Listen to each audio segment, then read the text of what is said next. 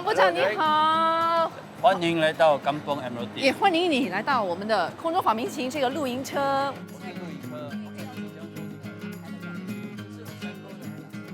很多人在看我们呢 ，Hello。不好意思，这么多我的相片。因为你每年都有出席2020空中访民情，我看应该都没有缺席过吧？我那时候还年轻嘞，这2020年因为是 COVID， 那时候有结节令，2021年，徐宝坤这个我记得，我们在 Tampines， 然后上次你过来，对，这是我跟你一起，我们过来 Bukit Canberra， 对，然后上一次跟明顺煮饭，这个是虾皮比海蛎还要好因为海蛎会比较咸。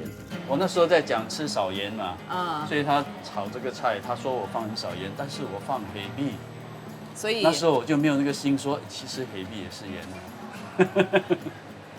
那我还记得，这些都是哇，这些都是我你应该家里有认得吧的书嘞。？就是我听说你很喜欢金庸的小说，很久以前读过《笑傲江湖》，你读过吗？看过戏而已。其实是想要通过你的分享，了解一下你之前看过什么金庸的小说啊，有没有对哪个人物印象特别深刻？不过在这之前，我觉得我们应该吃点东西吧，因为毕竟露营嘛，露营一定要边吃边聊，你说好不好？好。好，来。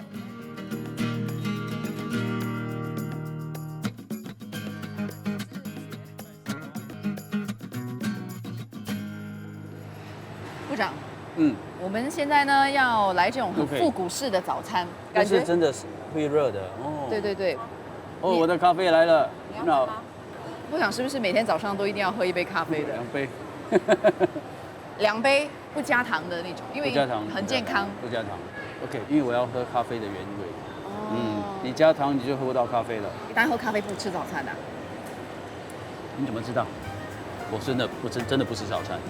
我一天尽量吃2餐呐，通常是午餐跟晚餐，晚餐一定要吃，因为跟家人吃嘛。但有时就只吃早餐不吃午餐。这个要烘吗？应该是先加牛油才要烘，是不是？没有啦，烘了才加。不可以了，你还可以加牛油再烘。你加牛油烘，它的油不是溶掉，滴到火里面去吗？然后就会着火。所以你看我是没有露营的。不可以放牛油才烘啊。会那着火。如果你是有吃早餐的话，你通常会选什么样的早餐？面包是很少，片蛋糕一些 cereal 这样。这是因为就只吃一点点，然后下午就不吃，到晚上才吃。这是为什么呢？因为我觉得我们吃太多了。人体不需要吃太多，吃的时候要享受你吃的东西，要吃得好。不是说什么都不吃嘛。好像你叫我吃牛油、吃咖药，我都喜欢。炸鸡这些都会吃，但是我尽量卡路里不要吃太多。你说你会吃蛋糕，然后糕点，那糖分不是很高吗？不过我的咖啡没糖啊，我白饭吃的少啊。我是喜欢吃dessert 咯，看你的身体的状况。我的身体还好我的血糖什么都还好，所以我可以吃糖只是都是适可而止咯。你这个还没有好啦，还没有好，要这样还没有好啊？没有耐心，没有好。这个不是真的都是的，它很慢的。等下会烧焦。烧焦会知道的。因为会闻得到还久。这样的一个饮食习惯，跟你小时候有没有一些关系？小时候是外婆带我大的，外婆是潮州人，所以我们小时候常常都是吃吊酒妹，哇，很清淡哎。就是白粥，然后配一粒橄榄，2粒橄榄，导入。你自己本身有没有就小时候的一些小遗憾呢？父亲是住甘榜的，我们在罗龙庄，他们是养猪、养鸡、养鱼的。甘榜有一头牛，后来父亲决定走出甘榜，自己去做自己的事业了。然后就出来的时候没地方住，就跟外婆住，然后在河水山。但是我们周末就跑到甘榜那边去帮忙抓鱼，帮忙 packing 这些帮忙父亲做生意。有一点遗憾就是那时候没有去真正的体会那个甘榜的生活。现在毕竟也没有这样的环境，你自己本身是怎么放轻松的？如果你不在工作的时候，我通通带来了。哦，你有带东西来，OK，我们可以看一下吗？是哇，这个是头运动盔啊，这个是骑脚车吗？应该是那个脚车的头盔。因为运动啊，我的脚受伤嘛，已经开刀1年多了。以前我是会去跑马拉松，但是后来脚受伤过后就什么样都不能跑，就只能骑脚车跟游泳。所以这个我其实真的建议我们的膝盖不大好过后，做一些对膝盖没有那么多压力的运动，就是游泳很好，还有骑脚车。你的脚要强壮啊，你的大的肌肉如果壮的话，你的膝盖就受到保护了。如果你的脚没有力呢，你的压力全部都在膝盖里面。当然，运动的时候有些姿势要做得对，做得不对的话，膝盖就会受损。这个是我很辛苦学来的教训。哦，你说这个谢谢北苍苍的啊，你会涂这个牛油跟改亚吗？现在可以涂了，现在不会找我。啊，部长烤面包给我吃，哎，真幸福。导播说这个是少盐的牛油啊，少盐的牛油。有没有少油的牛油？没有啊少油的牛油，没有少油的牛油，就是要咖鸭跟牛油都要放。这个是我的第2轮早餐了。哦 ，OK， 这个是为了拍片而牺牲。我感觉部长你也是对这些拍摄啊，包括社交媒体也很熟练啊，是不是？我就是看你哇，在 TikTok 上面也是哇。现在都是看 authenticity， 你的人是怎样，视频出来你就是怎样。所以要怎么样才可以提高自己的 TikTok 上面的粉丝量 TikTok 不容易啊，越短越好，越 authentic。社交媒体是一个非常真实的平台，所以最重要就是你的讯息要好，你的视频要受人注意，然后你要真实，你要坦白的把自己的一面呈现给人家。所以你 keep your fingers crossed 哦，你真实的一面人家喜不喜欢？人家不喜欢是没有救了。那你如果喜欢的话还可以啊，还有机会。为什么你可以这么？你难道不害怕吗？没有办法不害怕。什么意思？就是你要反正你就尝试嘛豁出去了，是不是？你成为一个部长，已经是公众人物，你一定要解释你的意见，还有你的政策，哦，所以没有办法，你一定要抛头露面的嘛。所以就真诚的方法，就希望人家会喜欢你咯。那你自己本身的性格是不是比较内向？我很内向。内向的意思就是，我不是说你啦，但是跟一个人谈话很久了，回去我觉得很累啊。很累。尤其是不认识的人哦，但是有亲切感的时候就不累了。其实我也是相当内向，回到家，哇，真的很想闭着门看看书啊，或者是听听音乐。喜欢看书。你喜欢看金庸嘛？对不对？对金庸我也看。金庸小说，但这里还有一些。现在看的英文书会比较多啦，家里没有什么华文书，就带一本我看过的《老人与海》，这个是翻译过来的。Ernest Hemingway。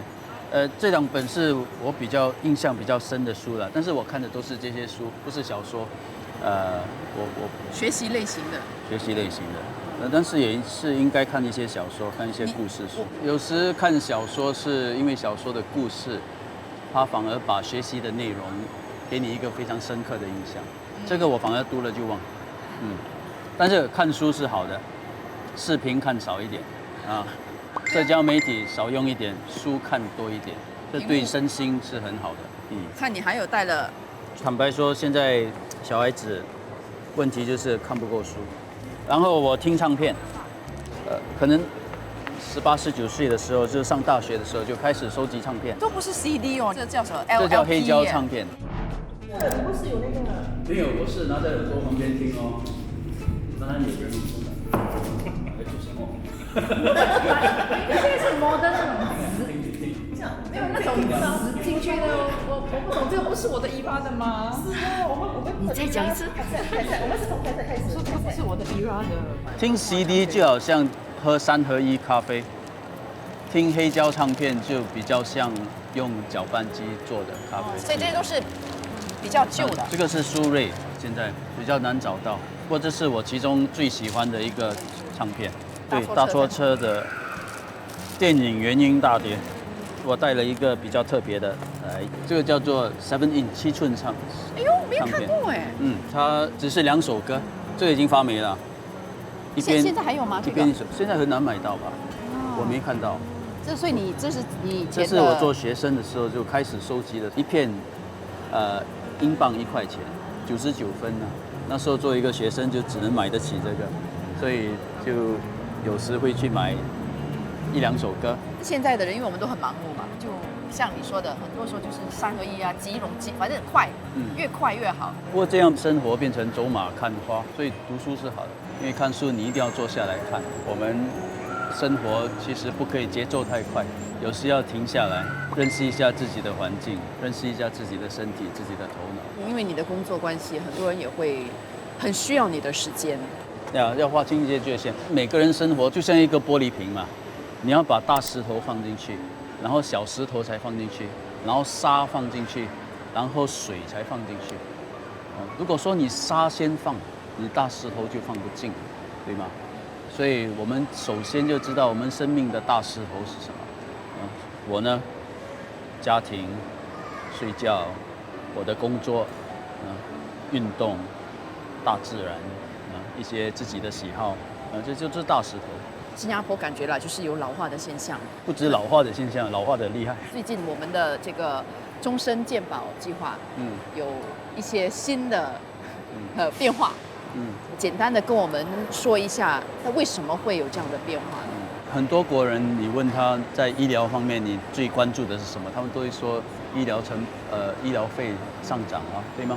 这是眼前所比较迫切的一个问题，所以当然这样的问题一定要解决。第一就是10月1号就开始有更多的津贴，111万个新加坡人会受惠。